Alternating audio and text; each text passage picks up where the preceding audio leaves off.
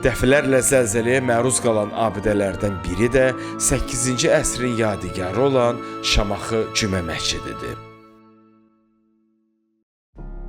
Şamaxıda tarixi dini abidələr çoxdur.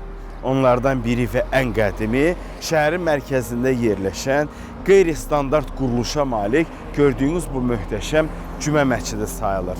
Cümə məscidi 8-ci əsrdə, daha dəqiq 743-cü ildə inşa edilib.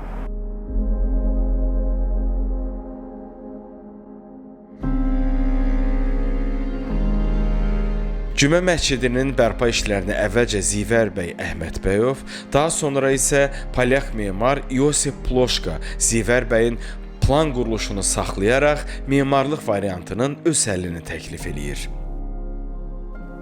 Ploşkanın interpretasiyasında Şamaxı Cümə məscidi öz xüsusi cazibəsini saxlaya bilib.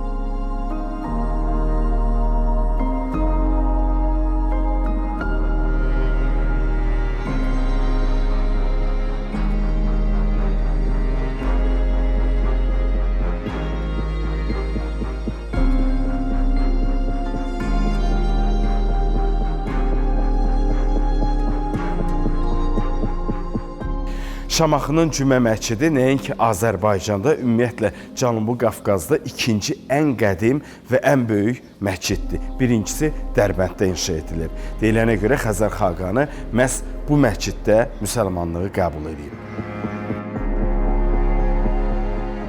Şamaxı Cümə məscidinin əsaslı son təmiri isə 2009-cu ildə başlayıb. 2013-cü ilin mayında isə bərpa və rekonstruksiya işləri tamamlanıb.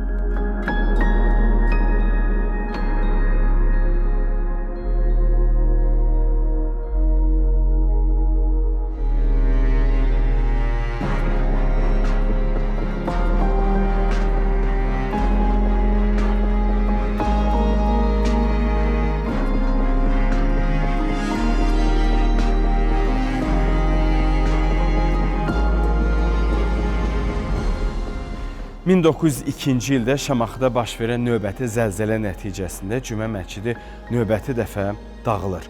Elə həmin ərəfədə memar Zivər bəy Əhmədbəylinin başçılığı ilə Cümə məscidini bərpa edirlər. Cümə məscidi tək memarlığına, görünüşünə görə deyil, həm də aurasına görə diqqət çəkir. Burada insanın ruhu dincəlir.